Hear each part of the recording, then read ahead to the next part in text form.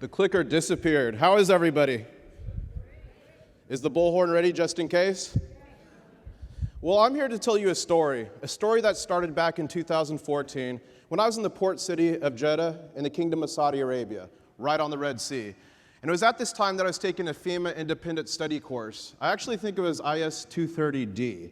And I was doing this to prepare to submit for my CEM certification. Who out there has your CEM or your AEM? All right, who out there is going through the process now? And who out there is thinking about doing it? All right, well, keep it up. It is a journey that has changed my life in more ways than you know, and it's extremely valuable, so I encourage you to stay steadfast in that endeavor.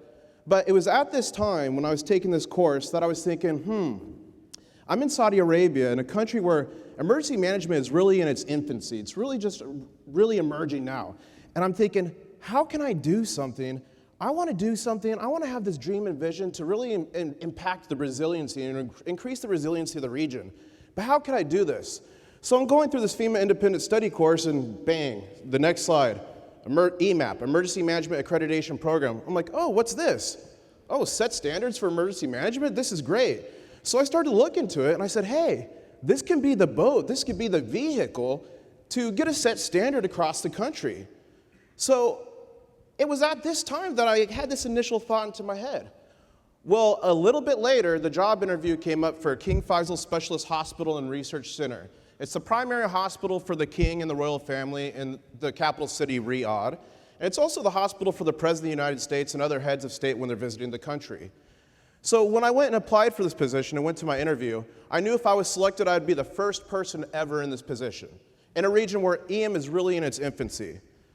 I also knew that if successful, this could help King Faisal to become a regional leader in preparedness in the region in emergency management.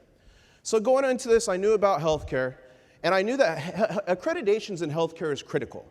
Healthcare and hospitals use accreditations to measure their performance to international best practices and standards, which increases patient safety and quality of care. So when I went into this interview, I used this approach. So I went in there, and during the interview, I cracked a few jokes. If any of you know me personally, I like to have a few laughs. But I was like, I really want to help you build a comprehensive emergency management program. I don't want to help you create a plan that's going to sit in a cabinet somewhere. I want to help you create a program. And what better way to do this than to leverage international standards and best practices as set forth in the EMAP standard? So the good news is I was successful, so I got the job. So this started a process of working with all the stakeholders you see here and reviewing the existing plan and reviewing the existing structure and how we can morph that into a comprehensive emergency management program. Now, in any organization, the evil six-letter word of change can be your worst enemy. And especially being brand new into the organization and kind of fighting that status quo mentality.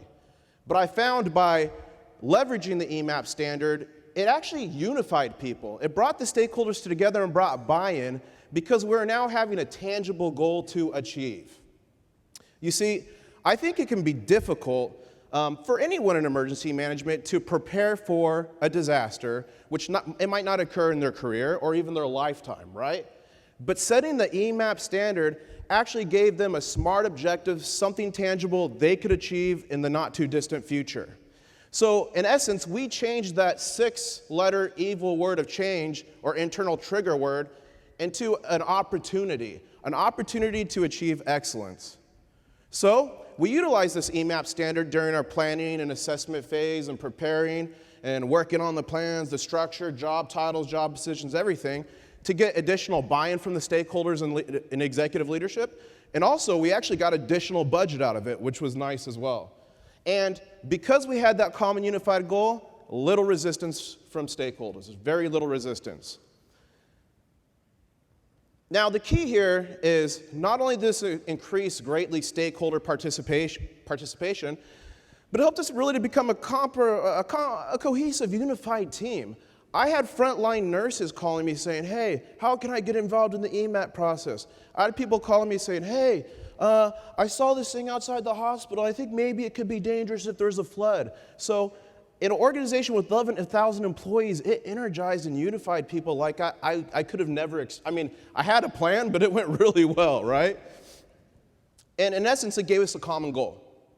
And that's what I believe human beings really want, a common goal, something common to achieve, and that's what it did. So, 3 years later, in 2018, that dream became reality when King Faisal Specialist Hospital and Research Center became the first hospital in the world to achieve EMAP accreditation. And it also became the first organization in the Middle East and the 100th accredited program in the world, which was a great accomplishment. It wasn't about just teamwork and having a tangible goal and achieving these accolades, but it was about improving the program. And I can tell you firsthand, going through this process greatly increased the resiliency of the hospital, which greatly increased the resiliency of the community. Because if you're a stronger organization, you're going to increase the resiliency of the community around you. I also want to say that it gave the opportunity to take decisive actions to fix this based on best practices, not people's opinions. And anytime I can have something evidence-based, something empirical, that's what I believe in. Because we're all humans, we're all fallible. Let's learn from each other's mistakes and build a more resilient world and community.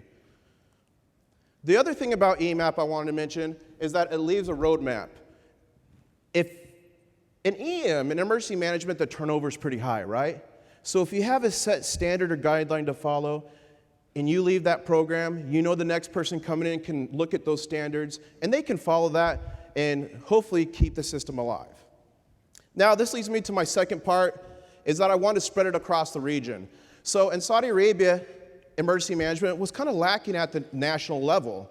So what we did with this is we used EMAP to build a grassroots movement. So if we had no standards here, we created them here.